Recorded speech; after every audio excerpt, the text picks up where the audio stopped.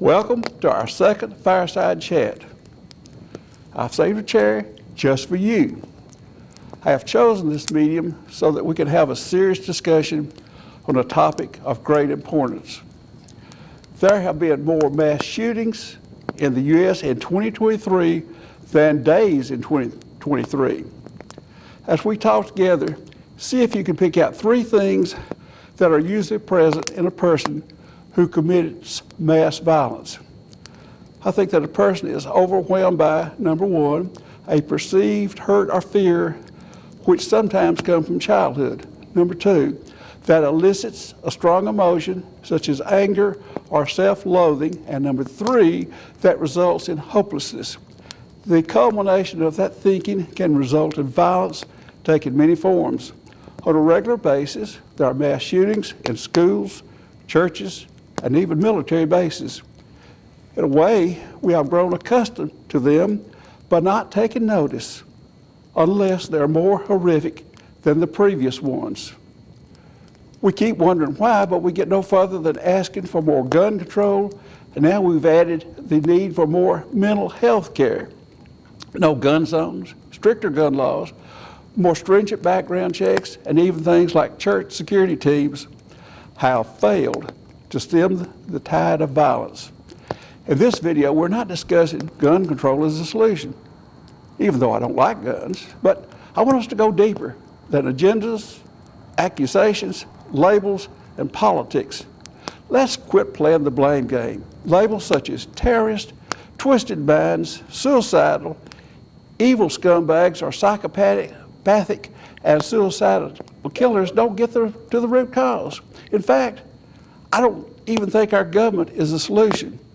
In this episode, we will go back to forgotten American history and the worst school massacre ever recorded in the United States. It goes back much further than Columbine, Sandy Hook, and others, which are etched in our minds. At the end of this video, we will look briefly at the Bible for answers. We will delve deeper in follow-up videos. I would like to read part of a prologue of the book that this video will be based on.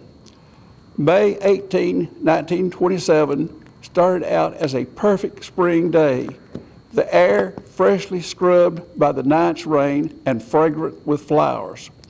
Within a few hours, the smell of lilacs in bloom was overtaken by the stench of smoke, dynamite, flame, and blood. At 8:45 on the last day of school in Bath, Michigan, all that was changed by Andrew P. Kehoe, the school board treasurer. I'm quoting from a book by Arnie Bernstein. The book is titled Bath Massacre, America's First School Bombing. I suggest you read it. We'll have a link in the description below. You can buy this book on Amazon. This book is written from the perspective of a historian, but with the gripping language of a novelist. Arnie Bernstein is a well-known author, teacher, and speaker. You might want to check out his website and read this book. Arnie likes to write about almost forgotten events of historical importance. The book I'm holding is at the same time emotionally enriching and intellectually challenging. When you read this book, you will see that mass murderers and their motives are nothing new. Even the response to them and their horrendous acts are eerily the same. After any tragedy like this, the obvious question is why. In many cases, a definitive answer may not be possible. So let's start by looking at society, the criminal, and the circumstances, maybe a crisis that was involved. In the 1920s, Bath Township was a growing community of about 300 people, surrounded by farmland, some distance from the large city of Lansing, Michigan. So it was a quiet place, isolated from large urban centers, with a train depot and two main roads into the city. It even had a hotel thanks to the railroad. The town had almost everything it needed: a post office, stores which supplied food and farming supplies, a sawmill, and even a brick factory. What it didn't have was a consolidated school. Now, electricity was supplied by generators. However, wired electricity was on the way. All in all, it was a close-knit community, ideal for rearing children. But change was on the way. There were two important changes: tearing down the old Catholic Church and building a new one, and building a consolidated school with modern facilities like the schools of the large cities to replace the numerous one-room schools around the area, and then busing students into that school. Now, all this costs money. The church assessed the parishioners to pay for the new building. The county raised taxes rather steeply to pay for the new school. The money issue will become important later. Andrew P. Kehoe was described by his neighbors as a highly educated man. He studied electrical engineering at Michigan State College. There, he met his future wife, Dellie Price, the daughter of a wealthy Lansing family. For a while, he worked as an electrician, but in 1911, he suffered a severe head injury, stayed in a coma for about 2 weeks. He moved back to his childhood home in Tecumseh, Michigan, where his dad had remarried. He hated his stepmother. And one day, while she was trying to light an oil-burning stove, it blew up, and she died from those injuries.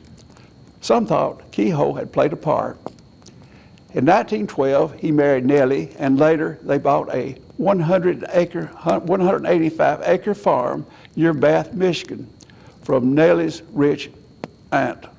Things went well for a while.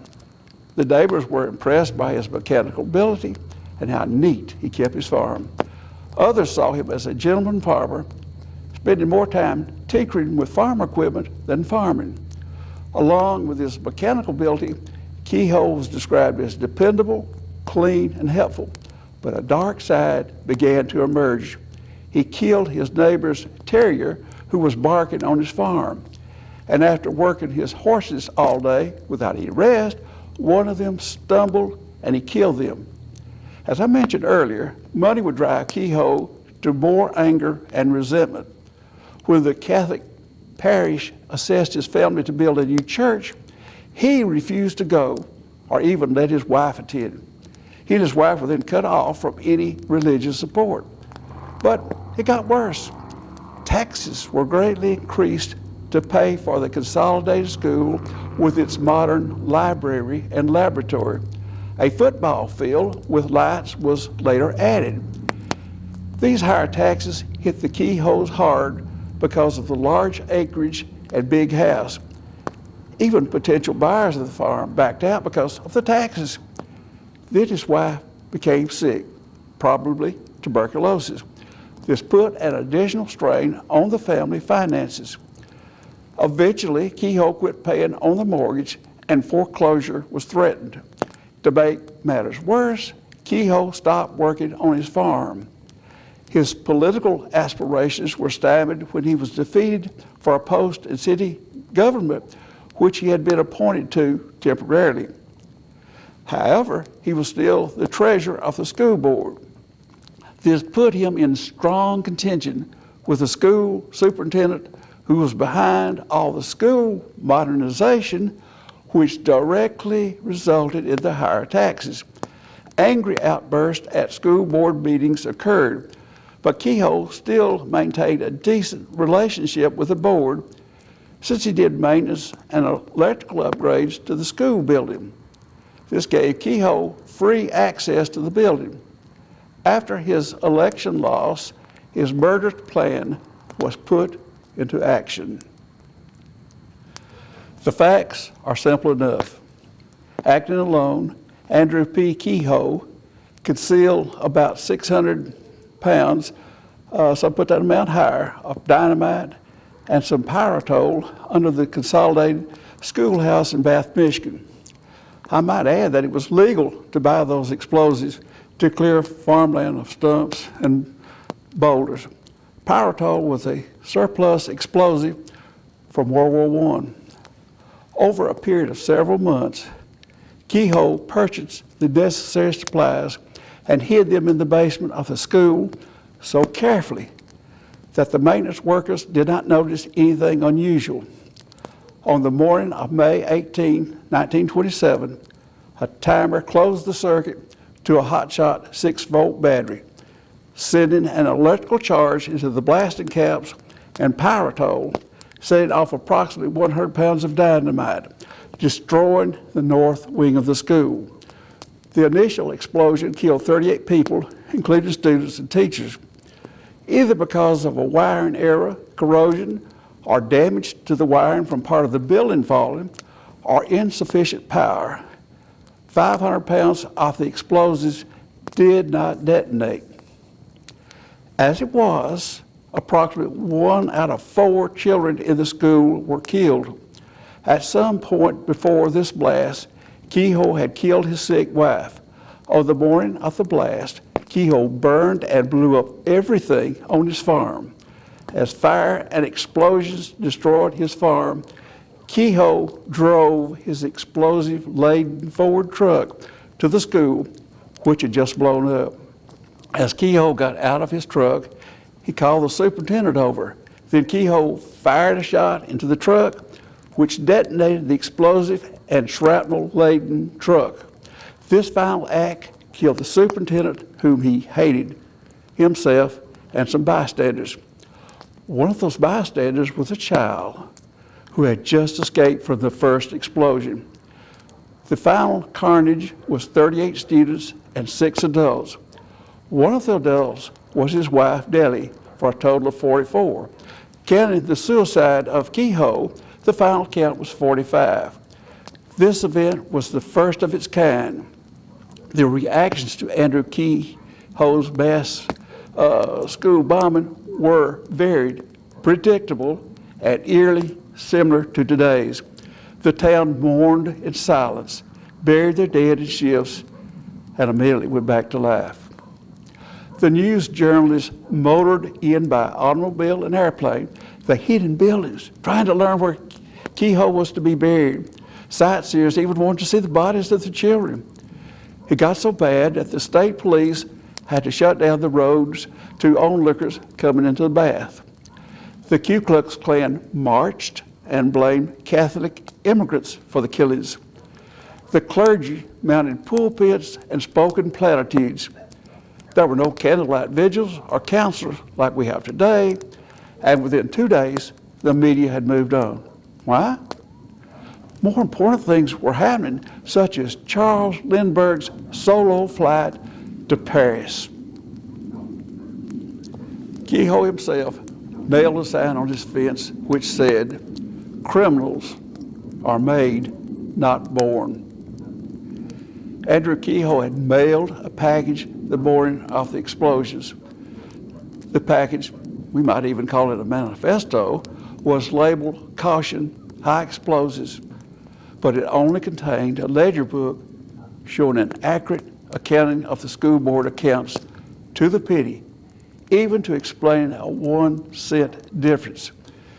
It seems that he felt some sort of responsibility to complete his job as treasurer, but still, he blamed society for his problems.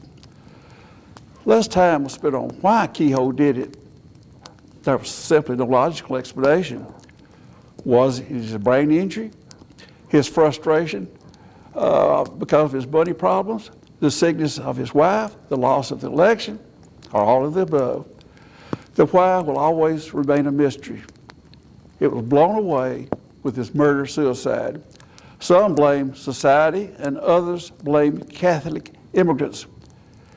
Psychologically, either manic depressive or psychopath might describe Andrew Kehoe, but they're just descriptive words. We must look farther for answers.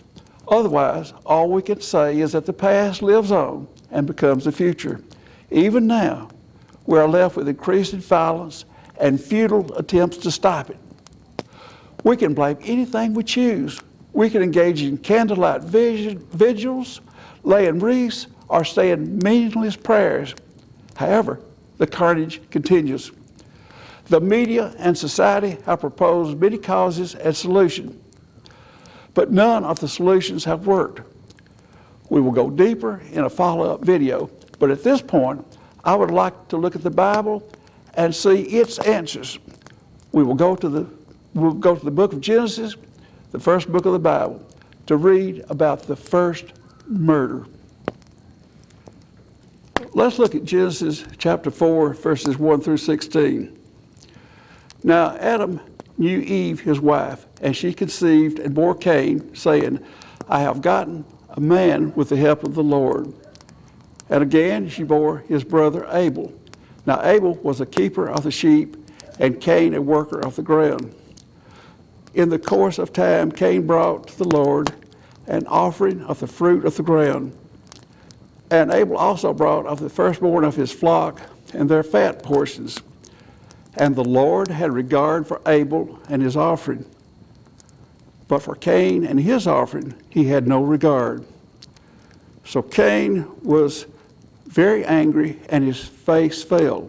The Lord said to Cain, why are you angry, and why has your face fallen? If you do well, will you not be accepted? And if you do not do well, sin is crouching at the door. Its desire is for you, but you must overrule it. Cain spoke to Abel his brother, and when they were in the field, Cain rose up against his brother Abel and killed him. Then the Lord said to Cain, where is Abel your brother? He said, I do not know. Am I my brother's keeper? And the Lord said, what have you done? The voice of your brother's blood is crying to me from the ground. And now you are cursed from the ground, which has opened up its mouth to receive your brother's blood from your hand. When you work the ground, it will no longer yield to you its strength. You will be a fugitive and a wanderer on the earth. Cain said to the Lord, my punishment is greater than I can bear. Behold, you have driven me today away from the ground and from your face. I shall be hidden. I shall be a fugitive and a wanderer on the earth. And whoever finds me will kill me. Then the Lord said to him, not so. If anyone kills Cain, vengeance will be taken on him sevenfold. And the Lord put a mark on Cain, lest any who found him should attack him. Then Cain went away from the presence of the Lord and settled in the land of Nod, east of Eden. The biblical account is very simple and brief. The murder is the first recorded violence of any kind. There were no societal influences, no violent video games, no racial prejudice, no books advocating violence, and no examples to copycat. Still, Cain killed Abel. Most would find it odd that the Bible does not even mention the weapon. We would want to know the type of the weapon and how it was obtained. Next, we would want to regulate it out of existence. But none of that was important in the biblical account. The emphasis is on Cain's attitude, which was fueled by anger. Let's read verse 6 again. The Lord said to Cain, why are you angry, and why has your face fallen? Next, the Bible says what will happen if you continue in these thoughts. Read verse 7 for the answer. If you do well, will you not be accepted? And if you do not do well, sin is crouching at the door. Its desire is for you, but you must rule over it. The emphasis is placed on the individual to rule over his or her emotions. We all have strong emotions, even anger, and that's great. They are God-given, but we must not allow these emotions to rule our actions. Unchecked, emotions may transform us into something evil. Andrew Kehoe, like Cain of old, had those three things in his life: a perceived hurt, the anger, and the feeling of hopelessness. Would the results have been different if someone had reported the killing of the neighbor's dog or of his own horses? If he and his wife had continued attending church services where they would have had support? If he had someone to discuss his problems with, some friends? If he had remembered the golden rule and had faith in God to help him, he would not have resorted to the destruction of his farm and the violence against the community. We will discuss more of these possible solutions in later videos. Do you know someone today who is following the blueprint of violence? What are you going to do to help?